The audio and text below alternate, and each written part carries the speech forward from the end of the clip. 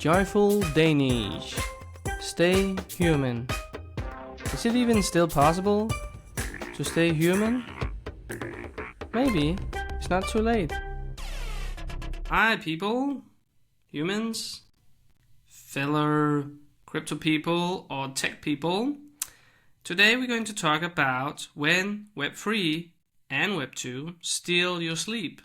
The signs, the consequences, and how to take it back. I'm your host, Daniel, the crypto therapist. I specialize in trying to improve health in Web3 because no one really focuses on this. So even though some of these examples and so on in this episodes are usually more twisted to the Web3 people, this will also be beneficial for Web2 people. So people in general who work in tech, all the tools and exercise we're going through today are something that is being useful for anybody who wants to improve their sleep quality.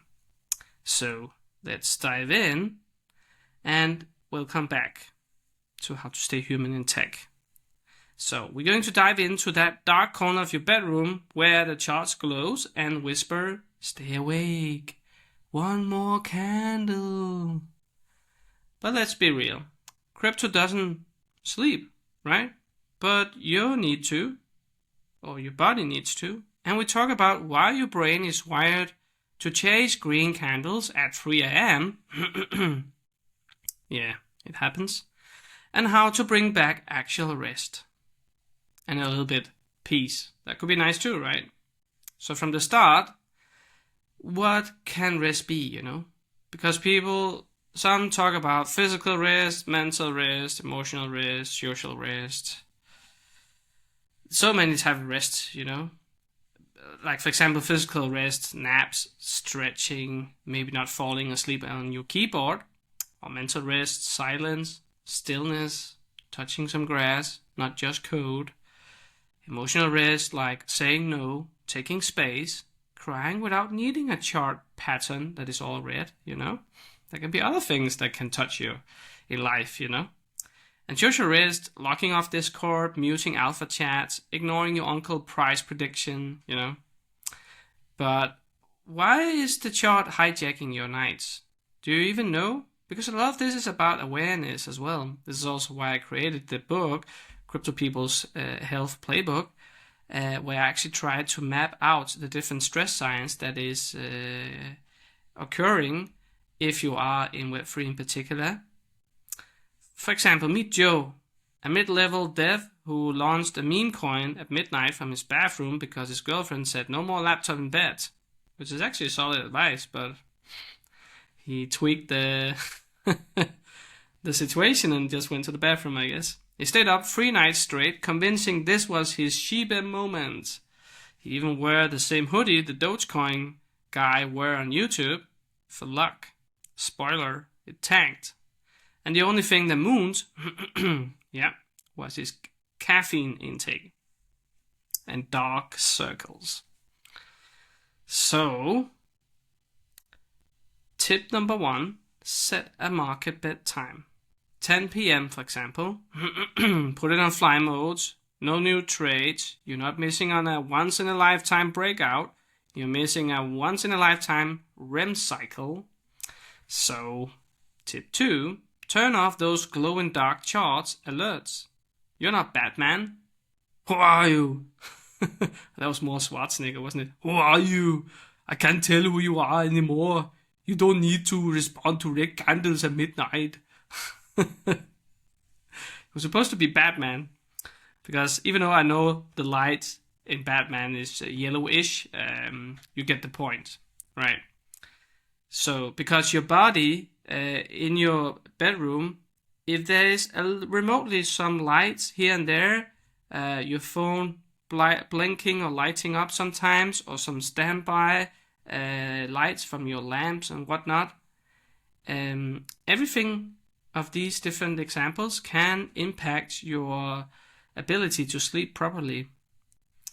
And that's why it can be actually really good to try to dedicate the bedroom only for sleeping and fun time, with your partner, but let's keep it with that, it will make it less tempting for you to actually, I'll just see what is here one more last time, because the psychological mechanics, just with your phone and games and apps on your phone, crypto is also built like a slot machine. Random rewards, scheduled, instant feedback, noise, dopamine. It's like Vegas, except your boss is a Telegram bot named MoonDaddy69. Yeah, I heard it from a client. A client, another one, once said, I didn't even care about profit anymore. I just needed to not miss out. That's a textbook on FOMO panic loop right there. So every trade, take some deep breath, go away from the computer, and ask yourself sometimes, am I chasing insight or panic? Does this action, this decision, comes from fear or experience and things that you stick to in your strategy that you made before you potentially went emotional? That's a good point to ask yourself that sometimes. Because when it comes to like the self-care intervention that you can do, just like you can make your strategy, if you're a long-term or short-term investor, that can be a good idea to reflect over what are you, what strategy type will suit you best, which is actually a topic we probably should go further into in a future episode, I think. Yeah, that will come. Because different strategy types can be more stressful than others. For example, day trading versus hodling, or long-term swing trading, for example, is three different, very different, stress impacts these different strategy have on your health. And many people, again, don't really talk about these things or are aware of the impact of this. Oh, but we can make so much money, high stakes, high reward, Sure, but also equal high stress. Anyway, back to the self-care interventions that you can do, because you can see this category in three different ways. I usually always work with the body and the mind and the behavior, so physical, psychological, and social categories.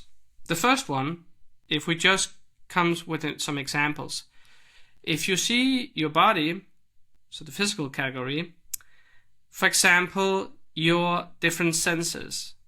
If you think about, for example, the sense of sight, what supports and what disturbs this sense, the physical sensation? That is usually light, color, shapes, and movements. So, what supports can be, for example, meaning what can turn down the stimulation and thereby easier make your body relax and go to sleep, is blackout curtains or wearing an eye mask, dim, warm lighting before bed, decluttering, calming bedroom environment.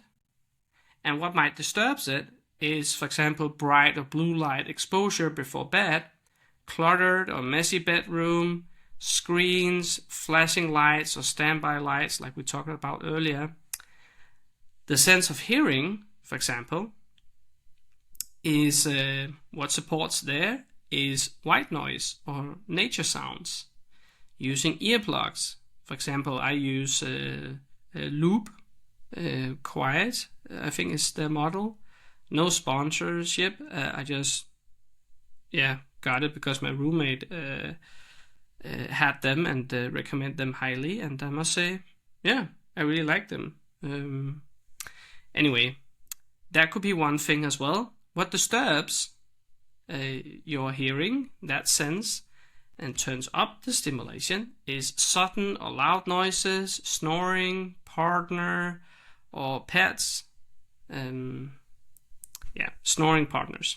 Not just snoring and then partners. I mean, maybe if if they move around a lot, but related to this sense is if they're snoring, or pets that suddenly comes all the time and maybe they also snore or whatever, you know. And traffic outside. Where are you located? Are they close to a train station? Is there frequent police and ambulances, or neighborhood sounds? Your neighbor may be yelling or discussing with a partner. It can be many things, you know. And the sense of touch, what supports there can be comfortable, breathable bedding, optimal room temperature, 60 to 67 Fahrenheit, equal to 15 to 19 degrees. Whitening blanket and wool duvets. That's actually what I'm using. I've been using it for many years actually. Really love it because it actually temperature regulates and it's breathable and it's very thin. It's like maybe 2 or 3 centimeters thick. And I remember I used those also in Denmark when I used to live there. And for the time being I live in Lisbon. Great place also. But these wool duvet has worked even in minus 8 to 10 degrees and actually also working okay in 30, 40 degrees. So, yeah. And sense of smell, what turns down stimulation is, for example, lavender, pine tree, passion flower, or chamomile essential oil. You can, example, put it a little bit on your pillow or on your nose if you want to be sure that, okay, you don't want it to. You have to be aware with the essential oils that it is something that's not going to really leave a mark. So yeah, under your nose is actually maybe more suitable, but you still have to ask in the shop to make sure that this is something that is not that is suitable for the skin, because not all essential oil is. So yeah, just a little bit of a tip there. I must say the lavender and the pine tree is one of my favorites. But yeah, that's just a preference, I guess. And what disturbs can actually be strong or artificial fragrances, or unpleasant odors, or lack of ventilation. So I usually have my window open a little bit, most of the year actually, in my bedroom, because I find it easier to sleep then. And the sense of taste is what supports there, turns down stimulation. Again, that's sort of like a mindset you have to get into. How can you regulate your stimulation so your body doesn't make it hard for you to actually relax? So sense of taste turns down stimulation. What supports is herbal tea. That can be black tea or valerian roots or chamomile, or light sleep promoting snacks, for example almonds or kiwi, or trying to stop eating 3 hours before going to bed. And staying hydrated throughout the day, but stop drinking 2 hours before bed to avoid going up at night. And extra tip, avoid screen time 1 hour before bed. And what disturbs, turn up stimulation, is caffeine or alcohol close to bedtime, and coffee, you know. Ideally 6 hours before bedtime, you don't have any of these. Heavy or spicy meals before sleep, that can disturb your digestion. And going to bed hungry or overly full. So it's like a balance, you know. And sense of balance, speaking of that, what supports there is gentle yoga or stretching before bed, proper pillow support for your head and neck, consistent sleep position. For example, if you sleep on your stomach, then try to hold your hands flat on top of each other on the middle of your chest. So like this. This is actually, for example, I found out. I sort of call that the Pharaoh position. I simply lie like this, or I sometimes lie like this. So the one hand under the pillow and the other one on the chest. But usually it's both hands on the chest, and then usually the head on the side or something. That I found out really worked pretty great for me in my sleep position. So even though it looks a little bit maybe weird, it's surprisingly comfortable. And it makes it less likely that you're going to move around a lot as well. So yeah, and what disturbs it then, turns up stimulation, is vertigo or dizziness, sleeping in awkward positions, frequent tossing and turning. And the last one, sense of body awareness. This is your proprioception sense. This is the sense that perceives the body motion and movement. So what supports, what turns down stimulation is progressive muscle relaxation. Ugh, that was a hard word. Relaxation. Progressive muscle relaxation. Basically meaning you are holding tension in one of your body part. Hold it for minimum 5 to 10 seconds. And keep breathing while you do so. And then you release the tension and then move on to the next body part. Sort of like a body scan intervention, but a more active one. And yeah, what can disturb is muscle tension or pain. So if you already have a lot of tension in your body, that can disturb and be irritating or hurting, or yeah. So that's actually, funny enough, where this intervention I introduced before, progressive muscle relaxation, activating the muscle for minimum 5 to 10 seconds, can actually help to relieve some of this tension, because this is why it has to be minimum 5 to 10 seconds, because then that will give the best possible relaxation effect. So there is a reason that it needs to be at least 5 to 10 seconds. And it doesn't have to hurt, and you still should be able to breathe and so on. So yeah, that's just a little bit of a tip there. Comment or write to me if you maybe want to have a video where I guide a little bit more specific on that. That could be an idea, of course. All right, and now I'm just going to take a few examples on the psychological side and behavioral side. But now I guess you sort of get the point. But it's just to get you some ideas on how you actually can improve your sleep. And again, as you maybe can hear, these are things that basically any people, any human could benefit from if they want to improve their sleep quality. So psychologically, we have, for example, consistent sleep schedule. Again, these are things that I have collected, and all these things will you be able to find if you book minimum 5 sessions or more. You get this book that I created, Crypto People's Health Playbook, where there's all these different categories.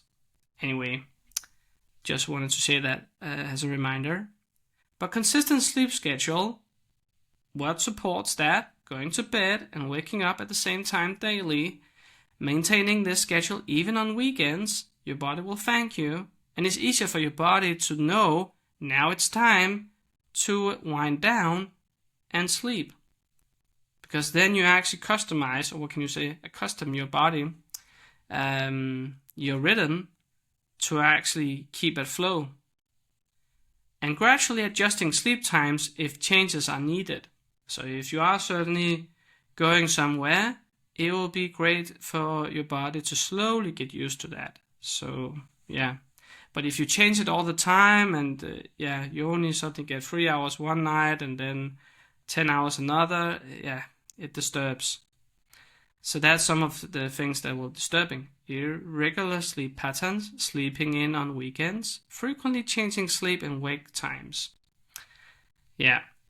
And another thing that you could do is, when it comes to overthinking, that's also an often thing I get from clients. What supports there? Turn down stimulation.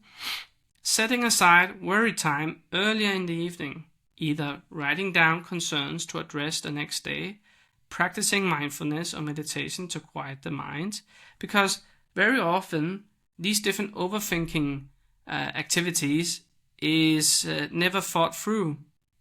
It's just small thoughts that get started, but not really finding an end to, okay, what could happen? Oh, there's also this, but what was it about it? I'm not sure. There was something. Okay, then write it down, Parking it for the next day. Oh, but I don't want to forget it. Exactly. That's why you're writing it down, in your calendar, on your phone, or whatever.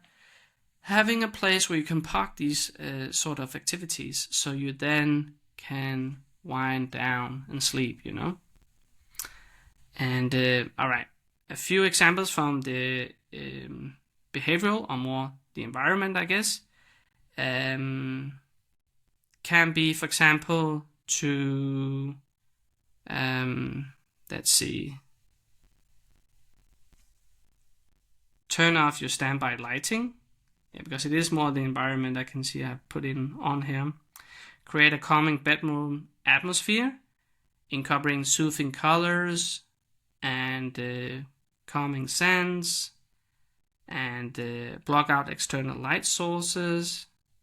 And what do we have else? I think some of these things we already have gone over. But I think you guys already get the point. So let's move on to the next part. Because what is the consequences if it's not solved, this sleeping pattern of yours? Memory problems, actually.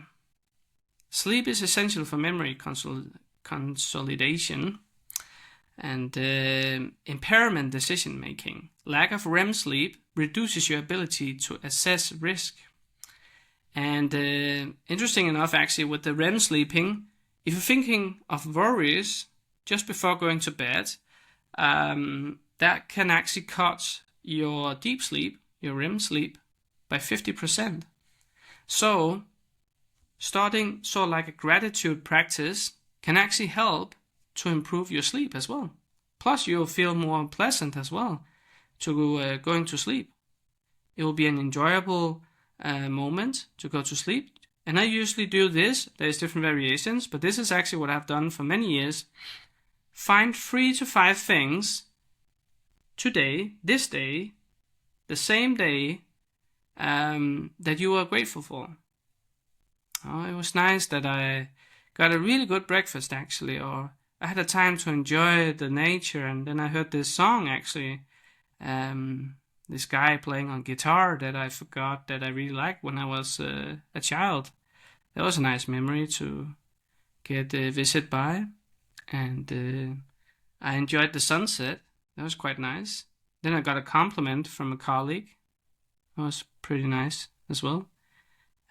So, it keeps the exercise fresh if it has to be from that day, from the same day, because in that way you can't just, I guess I'm grateful for the same thing that I chose yesterday and last week and last month.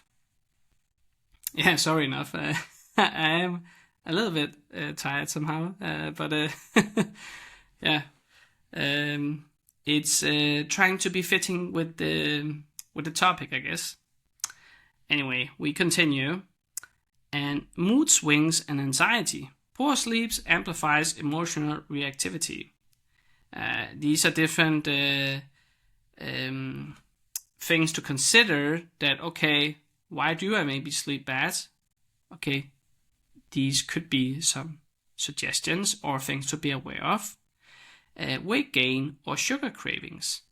So, yeah, again, with the thing of not eating too close to when you're going to bed, it's definitely worth something to be aware of. And again, the consequence if it's not solved, this is a big one: reduced testosterone and libido. So your activity in bed with your partner will actually also be affected by this. Not only stress, but it can also be if you haven't slept actually probably for a while. And increase of risk of burnout is also more likely. And heart health problems, and decreased productivity and creativity. So sleep boosts insights and pattern recognition. There's also a higher risk of depression if you don't solve your sleeping problem. This is actually, I know at least in Denmark, the happy pills, as it's called, the antidepressant pills, is actually sleep hormone and melatonin. And it's because they know that sleep is the so essential part of actual progress, also when it comes to that's where they usually start. You get these and then, okay, let's see. So sleep is just very, very much important. All right, so sleep is your ultimate software update. No bull market, Twitter Space or X or airdrop is worth sacrificing your crypto or your nervous system for. So, yeah, sorry about that. Or airdrop is worth sacrificing your nervous system.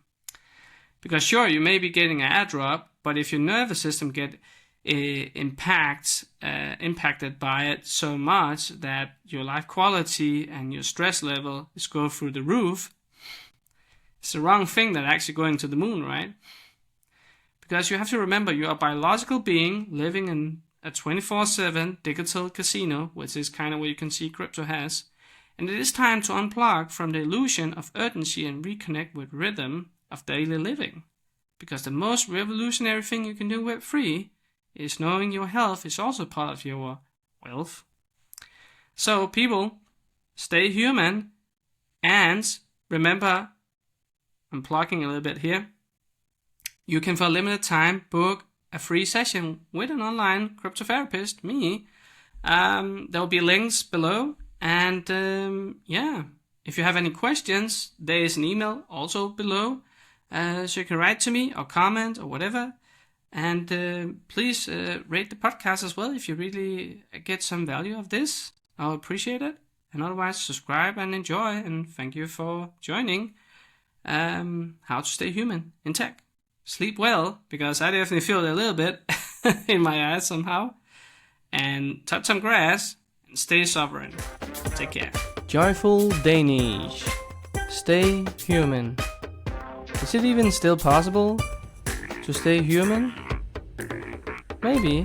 It's not too late.